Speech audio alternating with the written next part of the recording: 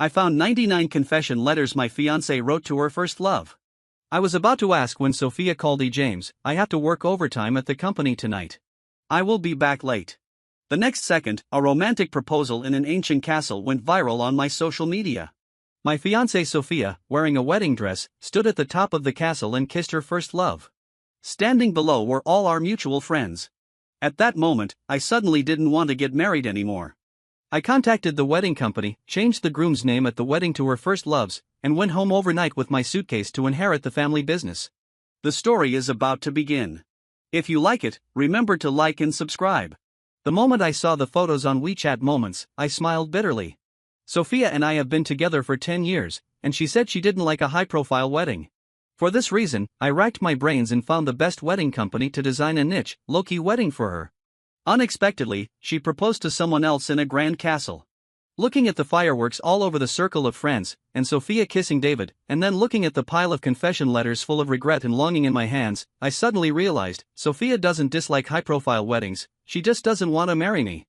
I took out my phone and told the wedding company to change my name to David's at the wedding. Then I sent a text message to my family, Mom and Dad, I miss home. The next second, my dad called me, Son, where are you? I'll call someone right now, or I'll drive over to pick you up myself. I've thought it through. You've grown up and have your own ideas. If you want to marry that girl named Sophia, then go ahead and marry her. Mom and Dad won't stop you anymore. I fell silent. Sophia and I have been together for 10 years. Sophia's family is poor, and her parents would never agree to our being together. For this reason, I took the initiative to cut off contact with my family, believing that we can create happiness with our own hands. 10 years have passed, and Sophia has transformed from a poor student who had to break $1 into $2 to spend, to the CEO of a listed company. I thought we had finally gotten our happy ending after all the hard work, but I didn't expect that the person in her heart was still her first love, David. When I think back to the past 10 years that Sophia and I have spent together, I can see David's influence everywhere. The decoration style of our house, our car, and even my daily clothes are all the types that I hate, but David likes them very much. It's not like I haven't thought about raising objections, but as soon as I opened my mouth, Sophia would get angry at me. What do you know? You have no taste at all. David recommended this to me. He's a designer. How can his taste be worse than that of an ordinary person like you? Over the past 10 years, I have compromised for love time and time again, but what I got in return was deep betrayal. At that moment, I suddenly didn't want to continue with Sophia, and said with relief, I'm not getting married. The groom at the wedding has changed. My dad didn't ask any more questions, and I squatted down to pack my luggage. Sophia called at this time, Baby, my stomach hurts, can you come over and give me some stomach medicine? Her voice was soft, as if she wasn't the one who betrayed me a few hours ago. I held back my anger and rejected her. If you have a stomachache, go to the hospital. Why are you calling me? Sophia was even angrier than me, and said angrily, Did you take the wrong medicine?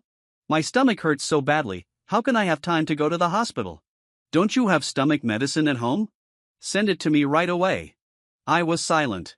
After being together for 10 years, Sophia always spoke to me in such a bossy tone, and even many of my friends thought that her attitude towards me was too bad. But at that time, I was blinded by love and firmly believed that Sophia just had a bad temper, but she loved me. But now, the slap in the face comes too fast. I responded in a cold tone, I won't go to see you off. I have something to do. Since I have already decided to leave, there is no need to argue too much. I heard Sophia swear on the other end of the line, and then the call was hung up. I squatted down to pack my luggage. It was funny to say that after being together for 10 years and living in the same house, my stuff couldn't even fill up a suitcase. It was also true that in these years, I devoted all my heart and soul to Sophia. She said she wanted to start a business, so I invested money for her and helped her build connections. She wanted to be promoted, so I used my connections to help her sign up for various classes. Even her current exquisite strong woman look was created by me. I put all my time and energy on her, but in the end, what I got in return was her deep love for another man. That's all, nothing much to say. But before I left, I looked at the stomach medicine I prepared for Sophia and the painful cramps she had every time she had a stomachache, and I softened my heart. I just thought of it as the last time I gave her medicine and explained that to break up her. But when I asked which hospital Sophia was in, before I even entered the ward, I saw her carefully supporting David and feeding him medicine attentively. I crumpled the stomach medicine in my hand into a ball. David also saw me standing outside the door, raised his eyebrows and smiled at me. The next second he said to Sophia coquettishly, Sophia, the medicine is so bitter, can you kiss me? Sophia kissed him without hesitation. David held her head tightly, and they kissed each other. But I felt like I was struck by lightning, and I froze in place. Until Sophia's mother arrived at some point, looked at me standing at the door, and asked in surprise, James, why are you standing here and not going in? The two people in the ward reluctantly separated. When Sophia saw that it was me standing outside, a flash of discomfort flashed across her face, but soon, she took the initiative and asked me with a frown, why are you here? Seeing the deformed stomach medicine in my hand, the expression on her face relaxed a little, and she said in a calm tone, are you here to deliver medicine to David? It just so happens. Sophia reached out to take the medicine, but I threw it directly into the trash can. Sophia, who had been looking calm at first, suddenly changed her expression and asked me loudly, James, what do you mean? I didn't say anything, I just looked at David's face. There was a lipstick mark on the corner of his lips that hadn't been wiped off.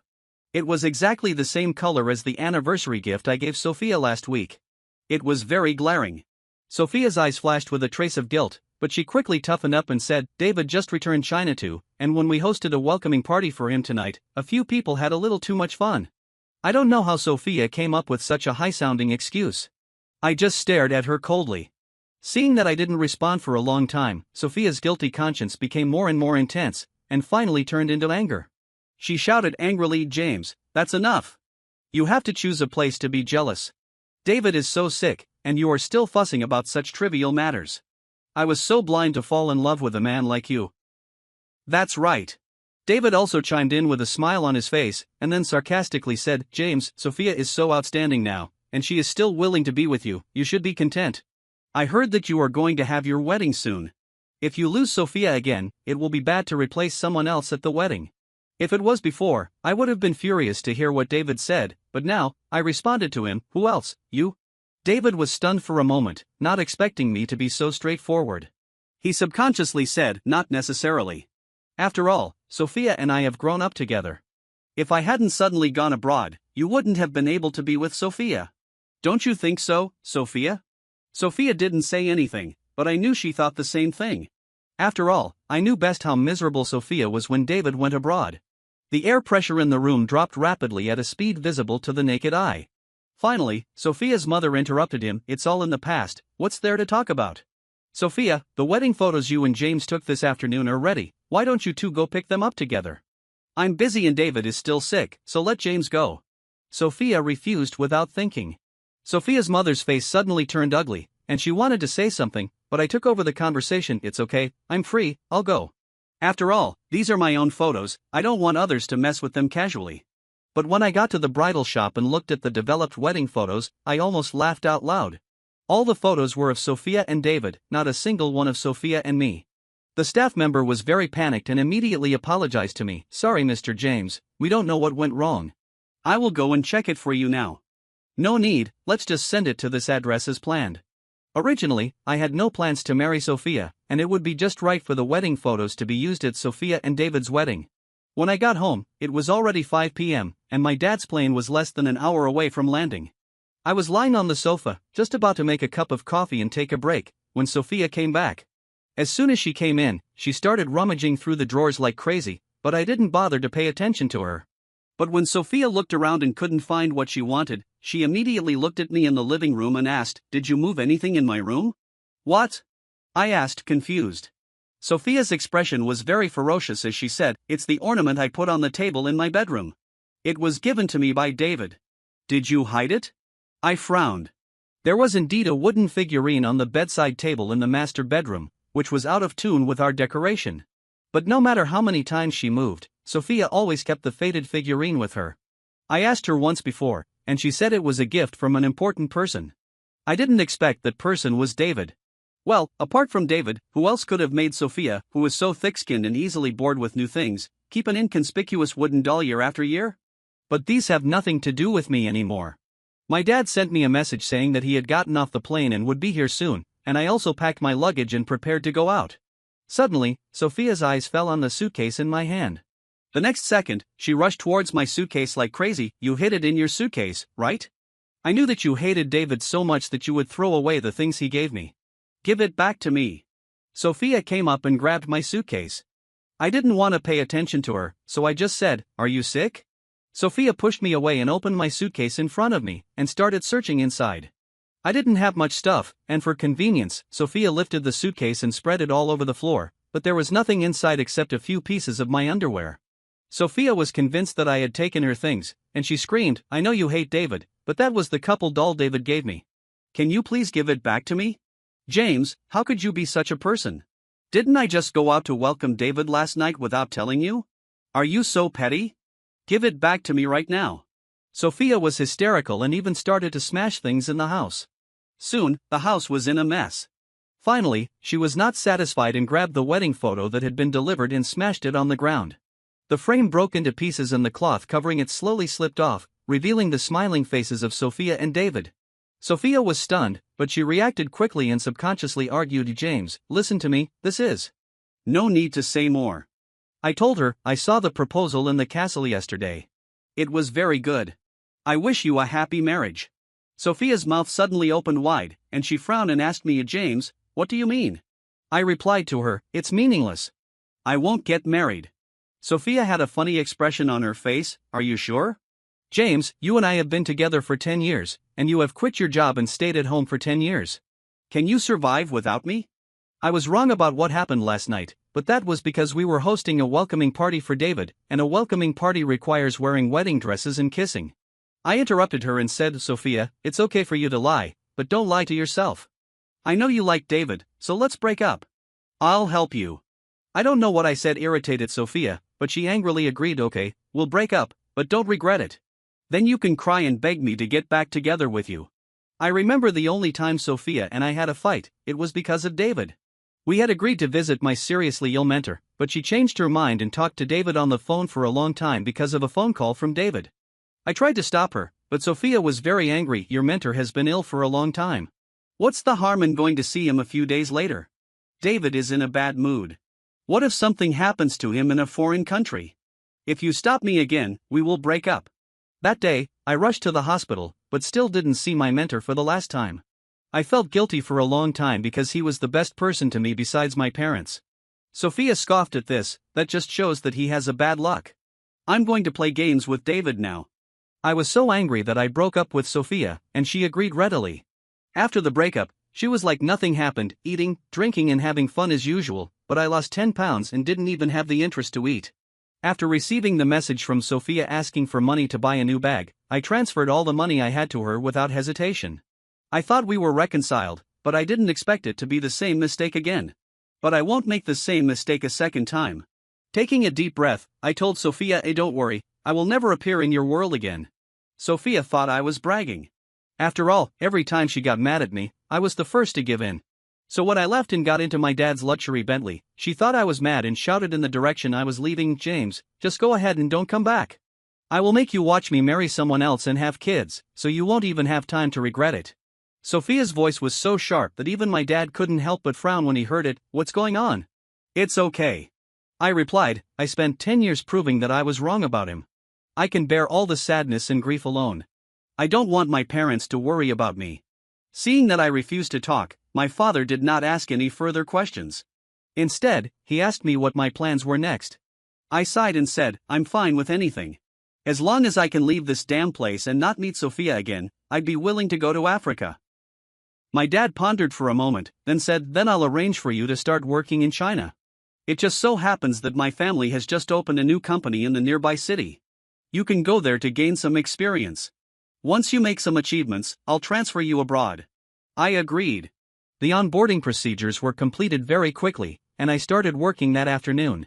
Mia, the company's general manager, didn't like me as a relative who was parachuted in, but when she saw that I handled all the work in an orderly manner and was able to find several loopholes in the work, she gave me a thumbs up and exclaimed, "Mr. James, you have led many large projects, right?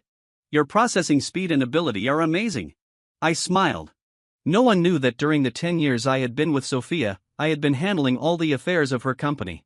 I had become very proficient at this kind of thing. Unlike my busy life, Sophia has been living a good life after the breakup. She and David go to various occasions every day in a high-profile manner. It's almost written on their faces that they are a couple.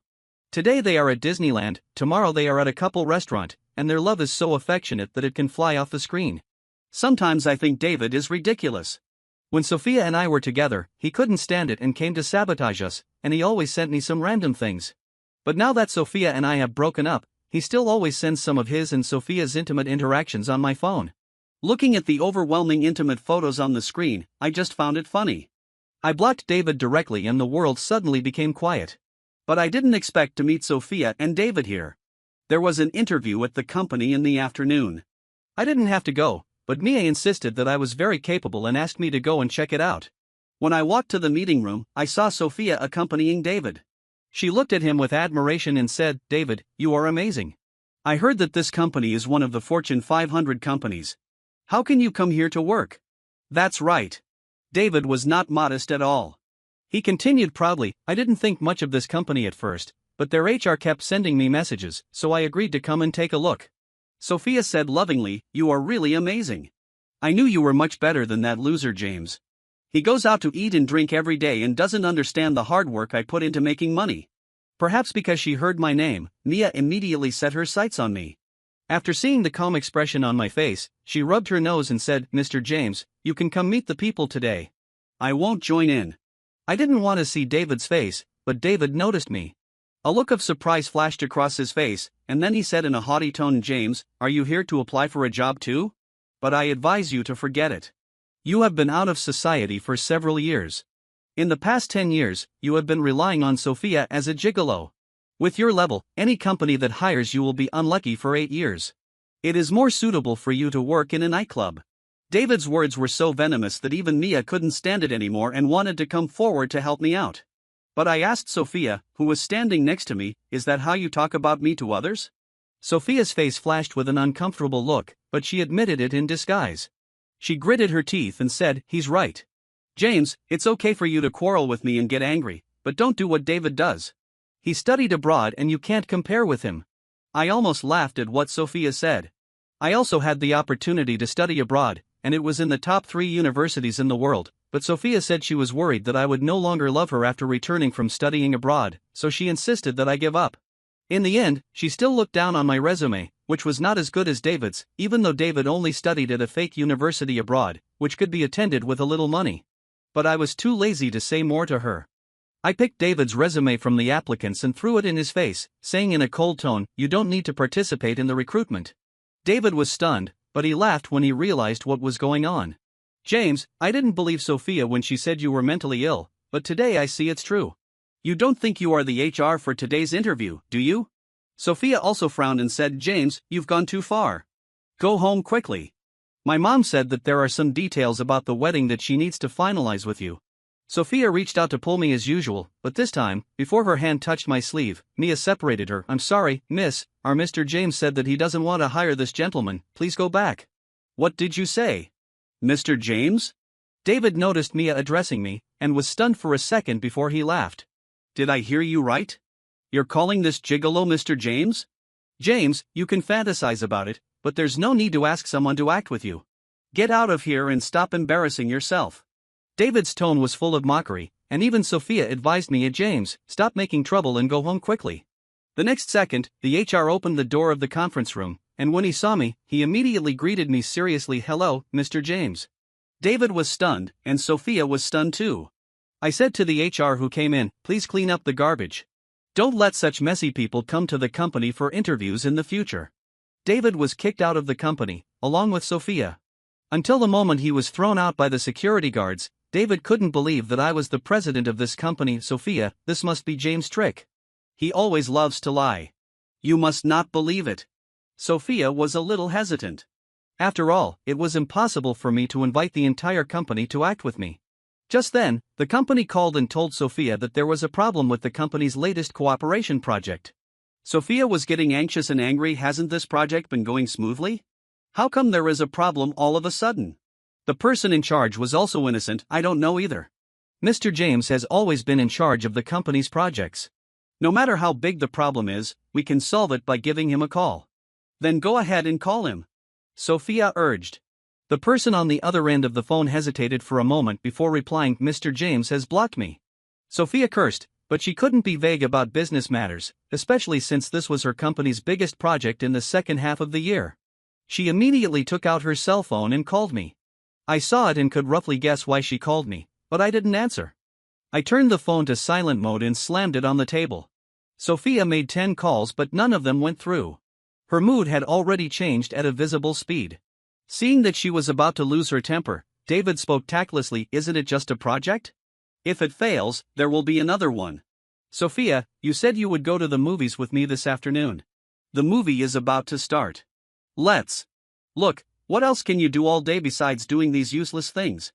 This project is worth 10 million, and the company's revenue in the second half of the year depends on it. Go and see for yourself, I'm busy." Sophia interrupted David before he could finish his words. David was also confused when he saw Sophia in front of him, who seemed like a completely different person. He stopped her before she got into the car and said, "It's just a project, right? I'll take care of it." David failed faster than I expected. Not only that, he also caused Sophia to lose another project with the same company. Sophia and David had a big fight, and David was not convinced, so he went to the partner's company and made a scene, which was filmed and uploaded to the internet. For a time, the internet was flooded with negative news about Sophia's family group. Sophia was forced to apologize publicly, but it was of no avail. Countless companies terminated their contracts with the Sophia family group. In just 1 week, the Sophia family fell into crisis and was on the verge of collapse. I wasn't surprised when Sophia called me. "James, I know I was wrong. Can you please come back?" Her voice was full of regret. If I hadn't heard David in the background trying to persuade her to cover herself with a blanket because she was afraid she would be cold, her words would have sounded more sincere. "Sophia, we're broken up," I told her.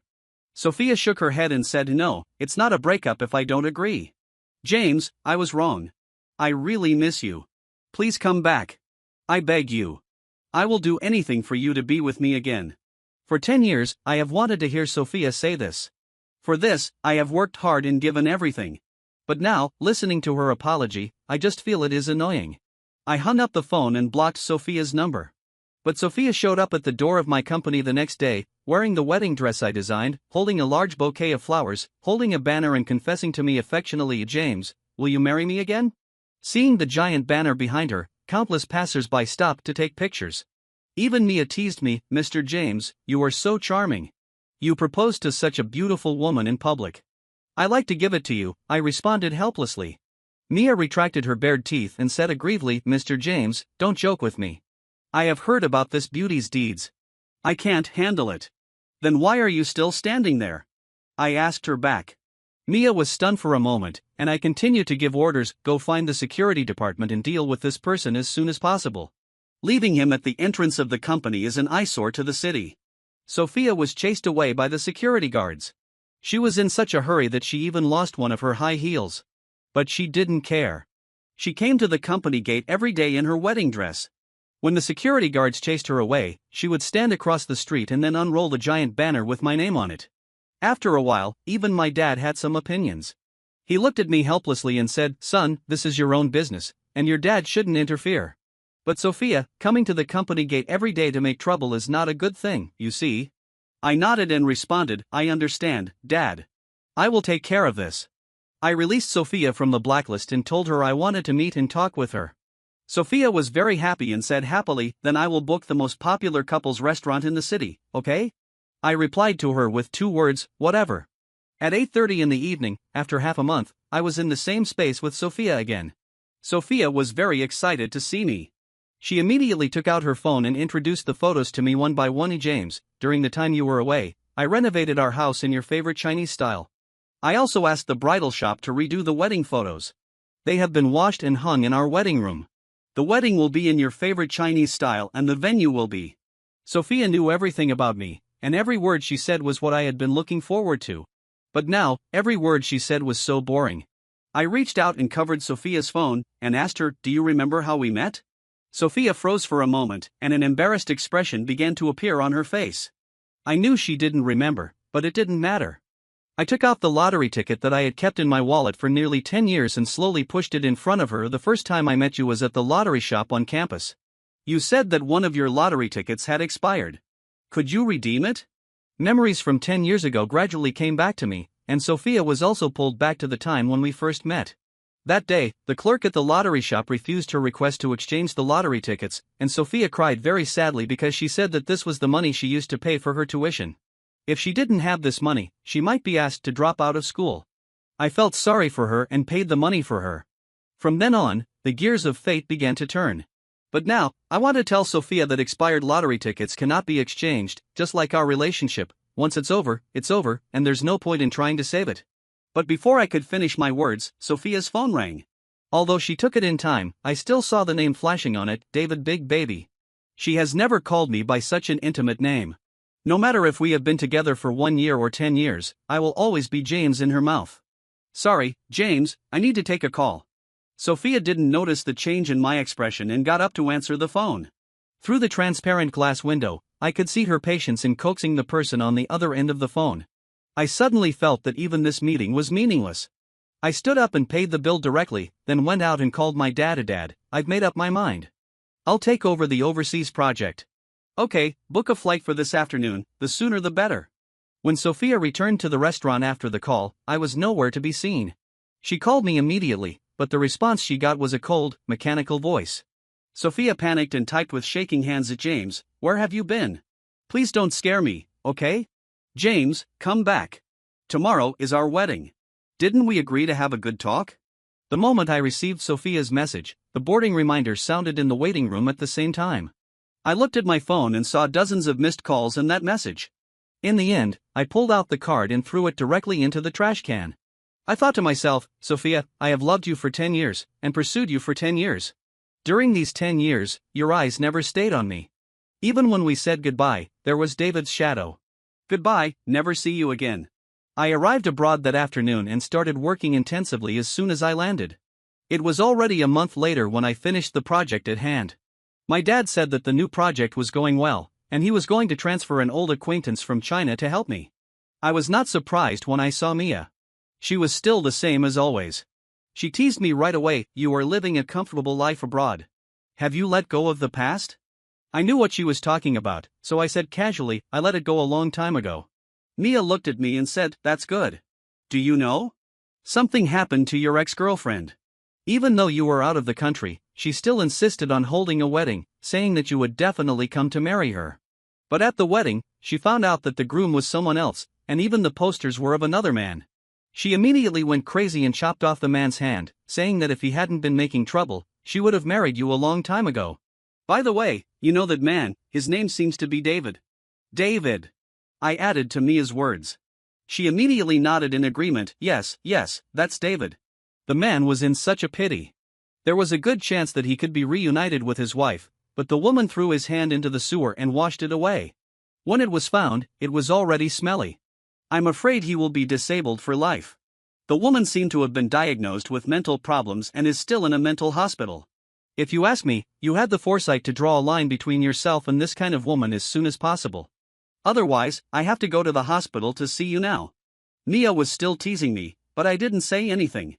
Maybe, but that's all in the past.